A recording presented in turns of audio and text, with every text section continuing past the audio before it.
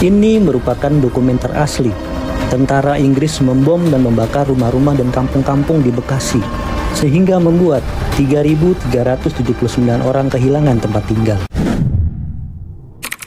Setelah memastikan awak dan penumpang pesawat Dakota yang mendarat darurat di Cakung telah dibunuh oleh pejuang Bekasi, koloni tempur Inggris bergerak dari arah Pulau Gadung. Mereka sukses menjebol pertahanan di sekitar Kali Cakung, tapi langsung disergap pejuang Bekasi begitu tiba di Rawapasung. Koloni tempur Inggris mati kutu. Mereka dipaksa mundur ke Pondok Ungu. Namun, lagi-lagi mereka diserang oleh pejuang Bekasi. Pasukan Inggris akhirnya kembali ke Jakarta. Belajar dari kekalahan sebelumnya, koloni tempur Inggris datang lagi ke Bekasi dengan persiapan yang lebih matang. Sejumlah truk, mobil lapis baja M3, dan tank Stuart dikerahkan. Mereka bahkan didukung oleh pesawat tempur RAF Thunderbolt. Tampak artileri lapangan meriam Ordnance Kiev seberat 25 ton. Juga tim mortir 3 inci India menyiapkan senjatanya. Pasukan Batalion 1 Resimen Punjab ke-16 maju melintasi sawah secara terbuka, sementara yang lain memasuki gedung-gedung lokal. Tampak kantor polisi, tempat penahanan awak pesawat Dakota sebelum dieksekusi. Menurut pengakuan seorang wanita yang memberitahu lokasi kuburan massal tersebut, 22 orang tawanan dipukuli dari Sabtu malam hingga Minggu siang. Setelahnya, baru dibunuh semua. Yang menarik adalah, dalam video ini, kita bisa melihat pasukan Inggris menggali kuburan massal yang sudah sangat dalam. Namun, pocot-pocot lain merekam sejumlah pemuda Indonesia yang menggali hingga menemukan jenazah-jenazah tersebut. Sementara pihak Inggris hanya menyaksikan saja. Apakah pasukan Inggris dan pemuda Indonesia menggali secara bergiliran? Atau pasukan Inggris hanya main di ujung demi dokumentasi propaganda? Apapun itu, yang jelas, setelah mengevakuasi jenazah, pasukan Inggris kemudian kembali ke Jakarta.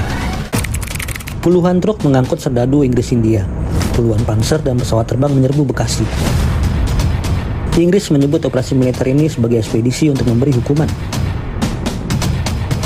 Pesawat-pesawat bomber langsung menjatuhkan bom-bom di atas langit Bekasi. Lalu pasukan infanteri dan kavaleri tank Sherman merangsek maju. Sekitar 400 pejuang Bekasi melawan habis-habisan, namun mereka dipukul mundur oleh serangan udara. Sadar kalau kekuatan tempur pasukan Inggris kali ini jauh lebih besar, pejuang Bekasi pun meninggalkan kota. Tentara Inggris kemudian melakukan penyisiran dari rumah ke rumah. Warga sipil disuruh keluar untuk mengungsi.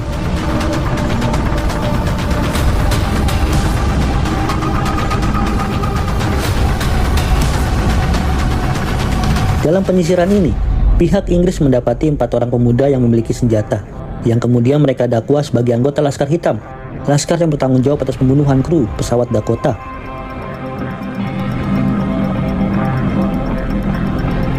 Setelah itu, Bekasi pun dibumi hanguskan. Sejumlah bangunan dan rumah dihujani tembakan roket tank Sherman, tembakan mortar, hingga senapan mesin. Sementara itu, pasukan Inggris India membakar sejumlah bangunan dan rumah dengan bermodalkan bensin berjerigen-jerigen. Bermula dari sebuah pesawat Dakota milik sekutu yang mendarat darurat karena kerusakan mesin di Rawagatel Cakung, Bekasi pada 23 November 1945. Ketika itu Cakung masuk wilayah Bekasi, sehingga merupakan wilayah Republik Indonesia. Sejak ditetapkannya garis demarkasi di Kali Cakung pada 19 November 1945, pasukan sekutu dan TKR kerap bertikai. Pasalnya, pasukan sekutu beberapa kali mengganggu garis demarkasi yang dikawal beragam laskar dan TKR Batalion 5 Resimen 6 Divisi Siliwangi, pimpinan Mayor Sambas Atmadinata. Pesawat itu terbang dari Lanut Kemayoran Jakarta menuju Lanut Kalibanting Semarang. Penumpangnya ada 26 orang. 2 awak pesawat Angkatan Udara Inggris, 22 orang tentara Inggris India, dan 2 orang Belanda. Melihat pesawat jatuh, masyarakat setempat berbondong-bondong mendatangi lokasi. Naas, awak pesawat merasa terancam. Mereka kemudian menembaki masyarakat. Laskar Pemuda Rakyat pun murka. Pertempuran tidak terelakkan. Akhirnya pasukan sekutu menyerah karena kalah jumlah. Seorang tentara Inggris tewas, sisanya digelandang ke tangsi polisi alun-alun Bekasi. Telah melapor ke Mayor Sambas Atmadinata, turun perintah untuk merawat pasukan sekutu itu. Sementara itu, pasukan sekutu diterjunkan untuk mengecek langsung ke lokasi jatuhnya pesawat. Mereka menemukan satu jasad tentara Inggris, tetapi sisa awak pesawat tidak diketahui. Mereka kemudian menyisir rumah-rumah sekitar. Dalam penyisiran itu, mereka diserang para pejuang Bekasi bersenjatakan parang dan pedang. Puluhan korban tewas dari pihak pejuang. Mendengar kabar tersebut, Panglima tertinggi sekutu di Indonesia, Jenderal Philip Christison, marah besar. Dia menuntut para tahanan dibebaskan dan dikembalikan ke Jakarta.